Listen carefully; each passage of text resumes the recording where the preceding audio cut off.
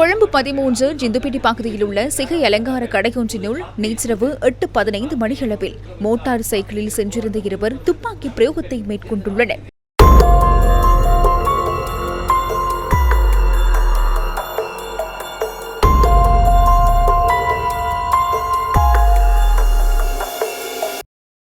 Motor சைக்கிளில் சென்ற துப்பாக்கிதாரி salon ஒன்றுக்குள் புகுந்து அங்கிருந்தவர்களை இலக்காக கொண்டு துப்பாக்கிச்சூடு நடத்தியுள்ளார்.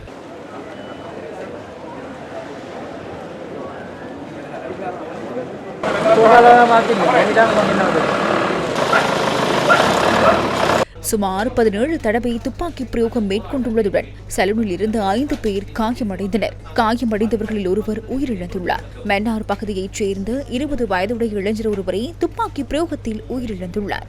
சிலாபத்துறை, கிராண்ட் பாஸ் மற்றும் கொட்டாஞ்சேனை பகுதிகளைச் சேர்ந்த 19, 27 மற்றும் 28 வயதுடையவர்களை காயமடைந்துள்ளனர். ஜிந்துப்பிட்டியில் நேற்றிரவு அந்த இளைஞன் சிகை அலங்காரம் செய்வதற்காக அங்கு சென்றுள்ளார். உயிரிழந்தவர் சம்பவத்துடன் தொடர்புடைய அல்ல. இந்த இளைஞன் சிகை அலங்காரத்துக்காகவே அங்கு சென்றுள்ளார். இதேவேளை துப்பாக்கி பிரயோகம் நடத்துவதற்கு சந்தேக நபர்கள் பயன்படுத்திய மோட்டார் சைக்கிள் கண்டெடுக்கப்பட்டுள்ளது. கொட்டாஞ்சேனை மகா வித்தியாலய மாவட்டத்தில் கைவிடப்பட்டிருந்த நிலையில் மோட்டார் சைக்கிளை போலீசார் மீட்டுள்ளனர். களுத்துறை வஸ்கடுவ வாடியம்மன் கட இலக்கம் 1 ரயில் நிலையத்திற்கு அருகில் நேற்றிரவு நடத்தப்பட்ட துப்பாக்கி சூட்டில் கடையொன்றின் உரிமையாளர் ஒருவர் உயிரிழந்துள்ளார். நேற்றிரவு 7:30 மணியளவில் மோட்டார் சைக்கிளில் வருகை தந்த 2 துப்பாக்கிதாரிகள் கடையின் உரிமையாளரை இலக்கு வைத்து இந்த துப்பாக்கி சூட்டை நடத்தியுள்ளார். 9 மில்லிமீட்டர் ரக ரவைகளை பயன்படுத்தக்கூடிய துப்பாக்கியினால் இந்த துப்பாக்கி சூடு நடத்தப்பட்டுள்ளதாக போலீசார் தெரிவித்தனர்.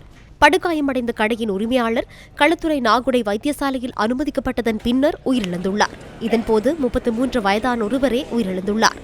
இதேவேளை களுத்துறை துப்பாக்கி சூட்டு சம்பவத்திற்கு சந்தேக நபர்கள் வருகை தந்ததாக சந்தேகிக்கப்படும் மோட்டார் சைக்கிள் பண்டாரகம ஹொரண வீதியில் விட்டு செல்லப்பட்ட நிலையில் மீட்கப்பட்டுள்ளது. திட்டமிட்ட குற்றச்செயல்களில் ஈடுபடும் இரு குழுக்களுக்கிடையே காணப்படும் கருத்து வேறுபாட்டினால் இந்த துப்பாக்கி பிரயோகம் மேற்கொள்ளப்பட்டுள்ளதாக போலீசார் தெரிவித்தனர்.